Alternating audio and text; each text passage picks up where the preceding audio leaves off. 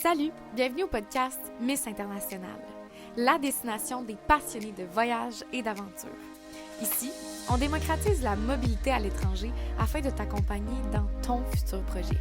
Plonge donc dans l'univers des globetrotters au parcours variés qui pourront t'inspirer pour tes futures expériences. Bon décollage et surtout, bonne écoute!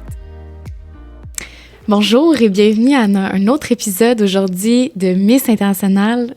Je suis très heureuse d'être accompagnée aujourd'hui de Davina Michel, qui est directrice des marchés, du développement des marchés chez Québec International. Bienvenue, Davina. Merci. Aujourd'hui, je t'ai invitée à venir discuter avec nous de ton parcours qui est parsemé de différentes expériences à l'international. Tout d'abord, à la base, on l'entend par ton accent, les gens n'ont pas encore eu l'occasion de t'entendre, mais tu es française. Oui. Et là, ça fait un certain moment que tu es au Québec. Je suis maintenant canadienne aussi. Ah, félicitations! Merci. Qu'est-ce qui t'a amené justement ici? Écoute, j'ai étudié en France pour débuter, mais avec un parcours déjà un petit peu international puisque j'avais eu l'occasion d'aller 1 an en échange aux États-Unis. Ah. Et j'ai commencé l'université en France. C'était une université un peu spéciale. C'était une université complètement anglophone. Et on avait, durant la fin de notre bac, l'opportunité d'aller étudier dans une université nord-américaine. Il s'avère qu'il n'y avait pas encore de partenariat avec le Canada pour le bac. Mais à ce moment-là, ils venaient de signer une entente avec l'Université Laval pour les MBA. Et j'en ai profité pour postuler à titre de candidat libre, en fait, à l'Université Laval, parce que je voyais des belles opportunités pour venir au Canada. Et je ne regrette pas mon choix. J'imagine, oui, parce que ça fait un moment que tu es ici. Même si je sais que tu as quand même voyagé et aussi étudié dans d'autres pays. Alors, tu as gradué de ton université en France? J'ai un double, ça. J'ai un double diplôme avec mon université en France, l'université Laval. Puis après, j'ai eu l'occasion, on va en discuter, mais de partir à nouveau étudier à l'étranger par le biais de la FSA. Absolument. On peut embarquer directement dans le vif du sujet aujourd'hui. C'est tellement intéressant parce que tu m'impressionnes par le fait de ta débrouillardise et de ta manière d'avoir approché justement la faculté pour proposer comment être créatif dans son approche et d'aller étudier à l'international.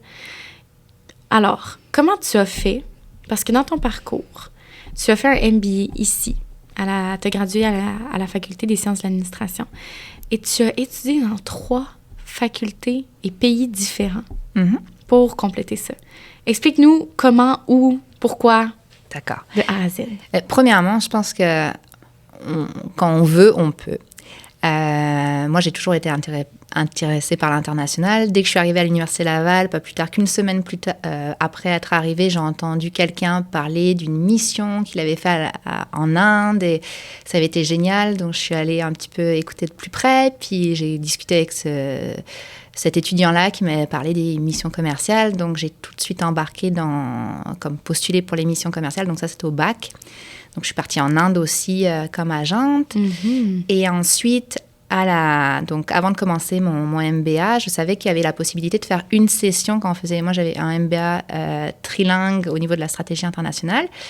Et je me suis dit, mais trilingue, 3, enfin, en tout cas, on ne peut pas faire seulement une session à l'étranger comme c'était proposé. Donc, je me suis débrouillée pour aller voir le directeur à cette époque-là qui était en charge des MBA dans ce domaine-là, en lui disant, écoutez, moi, j'aimerais ça faire pas une session, mais 2 sessions à l'étranger, ce qui compléterait 3 sessions dans 3 pays, pour être complètement trilingue, anglais, espagnol, français. C'était l'objectif.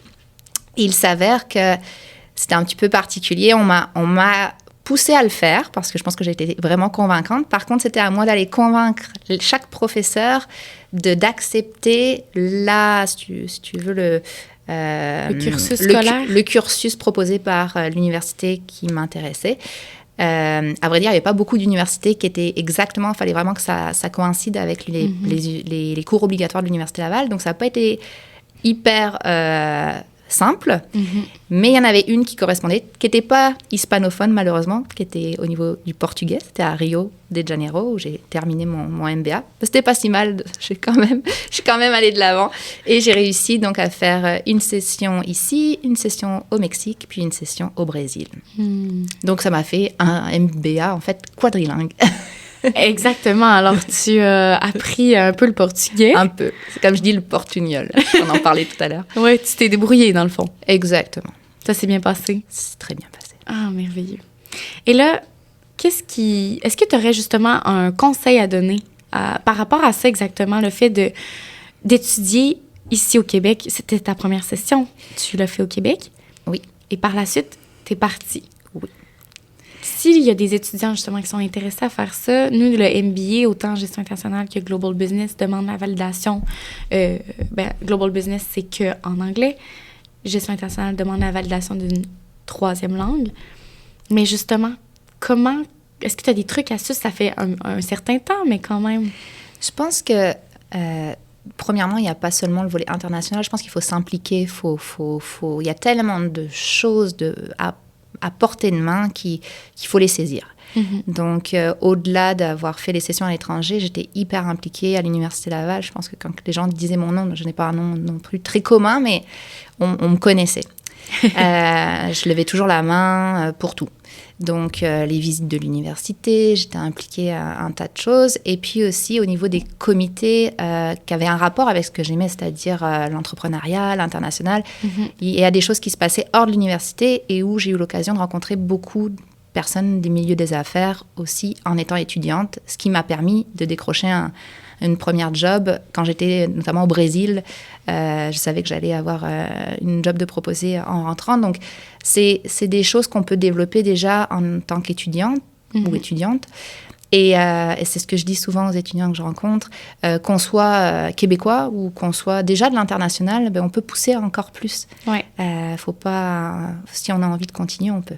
Il faut pas hésiter à défoncer les plafonds de verre, puis à aller cogner aux portes. Puis ça se peut qu'on se fasse dire non, parce que ça doit être arrivé autant à ta mission en Inde que dans les universités où tu t'es fait refuser. Écoute, oui, de toute façon. Hein, puis dans la vente, par la suite, j'ai eu des jobs au niveau des ventes. Puis oui, on s'en prend des portes. Ouais. Mais faut croire en soi, puis il faut croire qu'il y a des gens qui te font confiance et puis qui s'ouvrent à toi, et puis qui se reconnaissent aussi. Hein. Je pense qu'il y a des gens qui se reconnaissent. Et aujourd'hui, j'ai une équipe aussi avec moi, puis je me reconnais. Certains me font penser à moi, à mes débuts, puis tu as envie de les aider, ces gens-là. Donc, quand tu as des gens qui sont bien intentionnés, puis qui veulent y arriver, généralement, la plupart des gens te tendent la main. Alors, là, si on fait tu as gradué de l'Université Laval. Maintenant, après, tu as parlé de ta carrière en vente. Je sais que tu as travaillé un peu à l'international, mais tu as travaillé où à l'international? Écoute, j'ai vécu dans 7 pays. Incroyable. Et quel rêve, mais en même temps challengeant parfois? Ouais. Je te dirais plus maintenant avec une vie de famille qu'avant, quand c'était la liberté totale.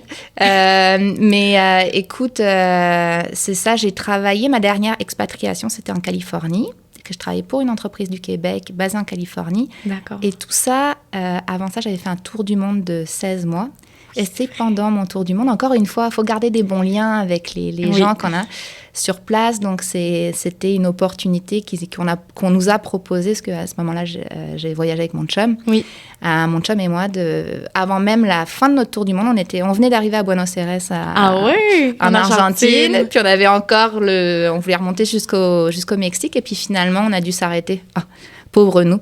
En Colombie, parce qu'on devait partir déménager en Californie par la suite, parce que notre job voulait qu'on commence en octobre et puis qu'on avait prévu de voyager jusqu'en décembre. Donc, on a écourté un petit peu, mais c'était pour la bonne chose. Oui, voilà. C'était pour la bonne cause. Puis, c'était plus en quoi? Vente ou... Tout à fait. Développement des affaires. Je dirigeais une division pour une entreprise manufacturière basée ici à Québec. Et ça, c'est des contacts que tu t'étais fait lors de tes implications? Exactement.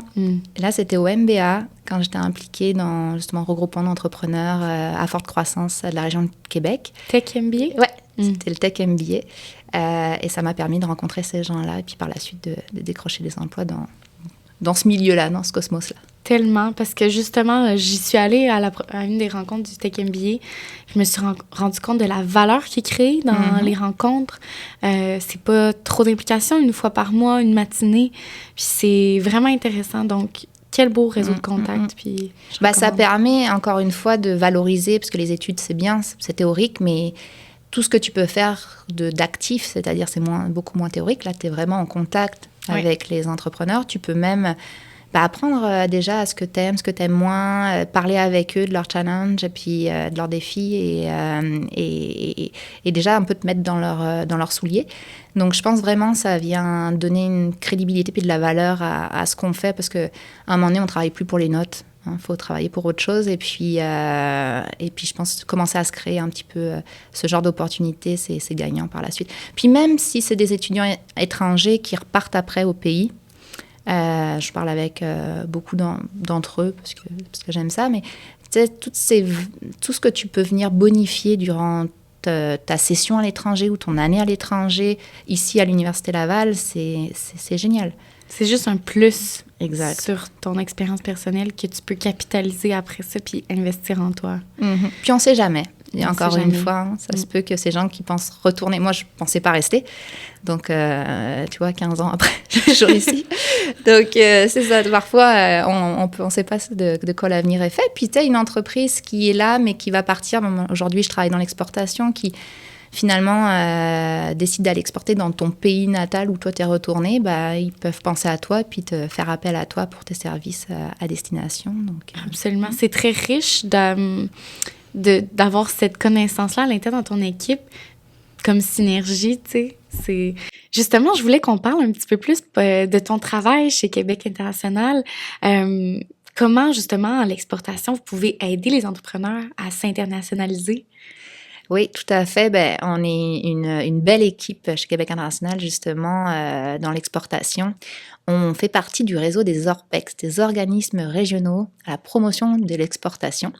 On est une vingtaine, on est répartis dans tout le territoire du Québec, donc même en région reculée. Et c'est génial parce qu'on a des réalités qui sont différentes d'une région à l'autre. Et donc, on est vraiment la porte d'entrée des entrepreneurs qui souhaitent commencer une première exportation ou qui sont déjà à l'international et qui souhaitent continuer ou accélérer leur vente à l'international. Donc, c'est ça. Déjà, on leur dit que c'est possible, pour ceux qui ne savent pas que c'est possible. Et par la suite, on les aide au niveau et de leur stratégie, de leur plan d'affaires à l'exportation. On les aide aussi sur le terrain avec nos partenaires qui sont sur le terrain. On va ouvrir des portes auxquelles ils ne pensaient pas. On vient les challenger. Donc, on travaille avec les CEO, les PDG d'entreprise ou les directeurs des ventes et puis leurs équipes. Puis, chaque entreprise a sa propre réalité. Donc, nous, on s'adapte vraiment au contexte de chaque entreprise. Donc, c'est hyper diversifié.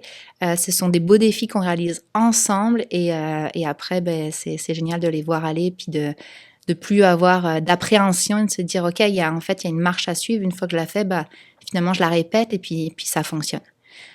Faut savoir quand même que c'est pas facile dans le sens où ça demande de la préparation, des reins solides au niveau financier et au niveau humain. Et que ça se fait pas du jour au lendemain. Ça peut prendre un petit peu de temps, mais on est là justement pour les accompagner. On dit c'est environ 3 ans, une exportation, une fois, pour vraiment avoir des retours sur investissement et puis vraiment que ça fonctionne. Là, je parle au niveau général, on s'entend qu'il y en a, ça va plus ou moins vite, mais faut quand même se dire que ça prend du temps, puis du coup, d'être accompagné, c'est rassurant, puis c'est hyper stimulant, autant pour les petites que pour les grosses entreprises. Ouais, tellement. Puis, juste généralement, par curiosité, ça ressemble à quoi les dernières exportations, vers quel marché que certaines entreprises québécoises se sont... Alors, naturellement, on va penser à notre plus grand voisin, les États-Unis. Je te dirais qu'il y a beaucoup d'entreprises qu'on accompagne déjà aux États-Unis. C'est tellement un gros marché, puis c'est pareil, chaque État a sa propre réalité, donc c'est comme plein de pays en un. Ouais. L'Ouest du Canada, beaucoup aussi, de plus en plus. Je te dirais, il y a aussi des entreprises qui, avec la pandémie, se sont dit, mais en fait, on est un peu de partout, mais pourquoi pas déjà penser à notre grand pays, on est quand même le deuxième plus grand pays du monde, donc l'Ouest du Canada, qui est aussi, qui a des réalités différentes de ce qu'on connaît à Québec, donc même chose, on les accompagne, et beaucoup Europe, Afrique. et notamment le continent africain, qui est un continent peut-être moins connu de la part des entrepreneurs du Québec qu'on accompagne, sans oublier aussi l'Asie et l'Amérique du Sud. Fait que c'est très diversifié. Oui, on va vraiment de partout et on les accompagne de partout. Mais on a de l'expertise. On va chercher l'expertise et puis on a l'expertise aussi à l'interne. Puis, pour ce qui est justement de... Parce qu'il y a plusieurs gradués qui vont nous écouter ou certains qui sont présentement bacheliers. Il y en a d'autres qui sont aux études, il y en a d'autres qui sont plus jeunes puis qui cajolent justement cette idée-là de faire carrière à l'international. Pour toi qui es maintenant une Canadienne avec ton passeport, ta résidence permanente? Mon passeport bleu. Mon passeport. Il faut être fier de le dire, là. On peut le crier sur le podcast. Oui, mais c'est vraiment un aboutissement. Et puis, je pense qu'il y en a beaucoup qui vont se reconnaître peut-être là-dedans, qui sont dans le processus, aller jusqu'au bout. Une double nationalité, je pense qu'au moins une double nationalité, c'est génial. Puis, ça vient ouvrir des portes aussi pour les générations futures.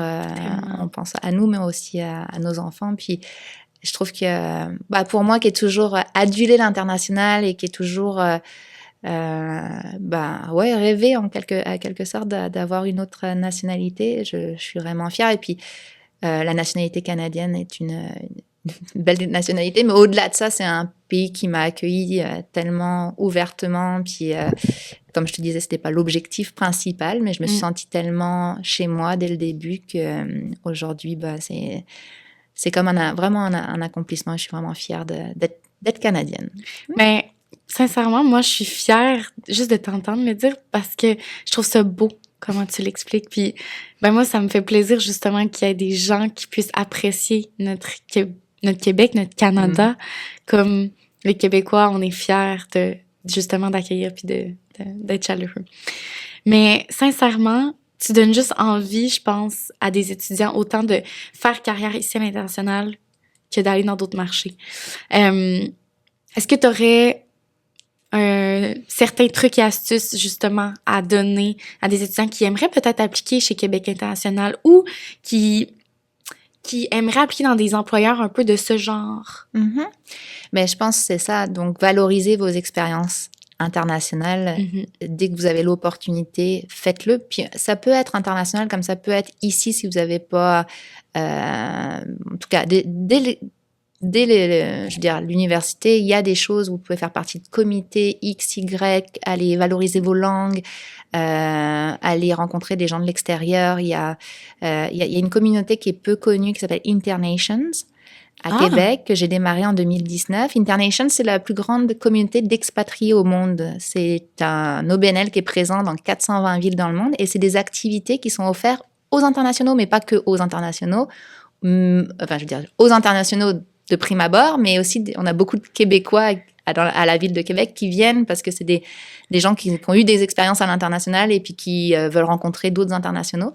Donc, j'ai mis ça sur pied en 2019 à Québec parce que c'est présent dans beaucoup de villes, mais il n'y avait pas à Québec. C'était à Montréal, à Vancouver, dans les grosses villes qu'on connaît. Je comprends mieux. Je me suis dit, je vais pas aller à Montréal pour rencontrer des internationaux. Faisons ça à Québec. Et en 2019, j'ai reçu le prix, ils appellent ça le Golden Globe, parce que c'était la communauté la plus rapide au niveau des croissance rapide et qui dynamique au niveau de son dynamisme. On avait on avait plus de 1000 membres actifs à Québec et ça fait que de grossir. Donc c'est une belle communauté puis ça permet de sortir, faire des activités avec des gens de l'international, de rencontrer d'autres gens et de s'ouvrir aux autres et ça c'est formidable. Et à ce jour, ça a toujours lieu? C'est encore actif. Exactement. Je dirais que, encore une fois, je pense que pour tout ce qui est international, la pandémie est venue un petit peu couper l'herbe sur le pied, mais ça reste des positions bénévoles. S'il y en a qui veulent s'impliquer, Internations à Québec, c'est ouvert à tous et on cherche des gens pour organiser. Si vous aimez l'événementiel, venez. Ça peut être hyper valorisant justement pour la suite. Moi, je sais que je l'ai mis de l'avant quand je suis rentrée chez Québec International. C'est encore des expériences qu'on peut venir mettre de l'avant quand on cherche un emploi. Donc, toutes les expériences bénévoles qui vous touchent, qui vous tiennent à cœur, allez-y. Ce que tu fais, Pierre, ton podcast, c'est une très, très belle initiative qui, je suis sûre, payera aussi par la suite pour trouver un emploi relié à l'international, dis-moi. Ben, sincèrement, c'est tellement apprécié, puis je le fais pour justement capitaliser puis investir sur le fait de investir en vous. Vous êtes jeune, vous avez tout l'avenir devant vous. C'est maintenant qu'on peut écrire le prochain chapitre puis le roman au grand complet. Mais c'est maintenant aussi qu'il faut mettre les bouchées doubles, investir sur apprendre une nouvelle langue, sortir de sa zone de confort, partir dans un autre pays. Puis réaliser des études dans un autre pays, c'est une manière d'investir en soi tout en voyageant. Exact. Donc, pourquoi pas se lancer dans le vide puis... Moi, je sais que, par exemple, on revient à ma dernière expérience à l'international au niveau des études. C'était la fin de mon MBA à Rio. Et là, j'étais dans une très bonne université qui est cotée comme une des 20 meilleures universités dans le monde. Et il y avait des étudiants donc, de partout, et notamment beaucoup d'étudiants qui sortaient de grandes écoles qu'on connaît, en tout cas notamment des Français qui sortaient des grandes écoles, qui avaient vraiment, vraiment le parcours le plus parfait qu'on puisse souhaiter là. Tout était top. Et moi, j'arrivais avec mon petit parcours un petit peu atypique, là, une étudiante qui sort d'une université anglophone, qui est venue à l'Université Laval, puis qui a fait des sessions à l'étranger. Puis je t'ai vu un peu comme le mouton noir. Et finalement, ben, ça a été génial parce qu'on était tous au même niveau. On finissait tous notre MBA, c'était notre dernière session. Et là, je me suis dit, bah, tiens, je vais voir ce que ça m'a apporté, tu vois, les choix que j'ai faits dans mon parcours universitaire, je vais pouvoir me comparer à ceux qui ont vraiment fait les grandes écoles. Et je me suis aperçue, il n'y a rien au niveau de l'intelligence, mais les compétences que j'avais acquises, notamment la facilité de présenter à l'oral, l'anglais, le fait de travailler en équipe, de pas avoir peur de challenger, de parler, de confronter aussi le professeur qui était devant nous, qui étaient des professeurs qui venaient de l'international. Il y avait plein de petits acquis que j'avais eus, que je n'aurais pas eu, je pense, si j'avais suivi vraiment un parcours typique académique, trilinéaire. Donc, je pense vraiment de se faire confiance et puis même si c'est pas, c'est ça. Même si parfois on fait des changements aussi de carrière. Là, je parlais aussi à des étudiants qui me disent je suis partie là-dedans, et puis là je veux changer. Puis, mais il n'est pas trop tard. Il n'est pas trop tard. Faites ce qui vous plaît. Puis de toute façon, quand on fait quelque chose qui nous plaît, on trouve toujours le moyen de réussir d'une manière ou d'une autre. Et moi. En tout cas, depuis que je suis petite, on me dit « Ah non, telle voie, c'est bouché, etc. » Puis aujourd'hui, je vois des gens qui réussissent très bien dans cette voie, soi-disant bouchée, où il n'y avait pas d'avenir. Donc, moi, je suis sûre que si tu pars dans quelque chose que tu aimes, tu trouveras un avenir et puis tu trouveras ta place là-dedans. Ouais, je pense vraiment que ça va résonner avec, justement, les étudiants, les gradués ou peu importe, les gens qui veulent se réorienter durant une carrière. Il y en a qui sont des nomades numériques. Il y a plein. Il faut juste être créatif dans la manière de l'approche. Puis si on veut, on peut. Exactement. Comme tu as dit au début. Et puis, ça ne convient pas à tout le monde non plus, nomade numérique. Là, je lisais un article la dernière fois. C'est vrai que ça fait rêver pour ceux qui... Ça fait rêver, mais il faut avoir cette discipline de vie puis vraiment avoir un maillon fort, disons, d'une entreprise. Ben, tu sais, soit tu... Je sais pas, c'était quoi l'article, justement, que tu lisais? Ben, c'est un article qui disait qu'aujourd'hui, tu vois ça de partout, puis c'est comme si c'était la nouvelle mode. Ouais. Mais c'est une mode, je pense. C'est une mode. C'est vrai que ça doit avoir je le sais pas, puisque je ne suis pas un nomade. C'est vrai que ça me fait rêver aussi. Tu te dis, bon, tu peux vivre n'importe où. Mais en effet, je pense qu'il y a ce qu'on voit, puis la réalité derrière.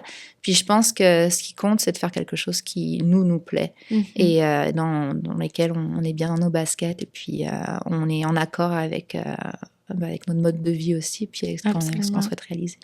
Oui, puis il faut être aligné avec nos valeurs, notre voix intérieure. Puis je pense qu'il y a une période dans la vie pour chaque chose. Peut-être que certains dans la vingtaine cajolent cette idée-là justement d'être un nomade numérique. Je pense que oui, il y a certains moments où on peut se le permettre, mais la réalité parfois embarque en jeu, tu sais. Il y en a qui s'achètent des maisons, des hypothèques, puis c'est des choix. C'est ça. Et chacun a ses valeurs, son objectif de vie et je pense qu'il faut juste être en accord avec soi. Puis après, la vie fait que on rencontre quelqu'un dans son parcours et puis tu sais, ça change la donne, mais tu sais, il faut justement, je pense qu'il faut vraiment se pousser puis se forcer à aller chercher des opportunités. Moi, je dirais c'est surtout ça. Il y en a des opportunités. Quand on les voit pas, c'est que on s'écoute pas assez. Puis une fois qu'on s'écoute et qu'on se dit je vais m'ouvrir aux opportunités, il suffit, il faut les saisir. Ouais. Ça. Tellement. On dit la chance n'existe pas. Hein. Il faut la créer. Il faut la créer. Je te remercie, Davina, pour cet échange riche. Je suis certaine que ça va être très utile, puis continuons de créer cette belle chance. Exactement. Merci beaucoup, Marie-Pierre. Merci. Si tu as apprécié cet épisode, je t'invite donc à le partager et à laisser un commentaire afin de faire bénéficier davantage des curieux comme toi.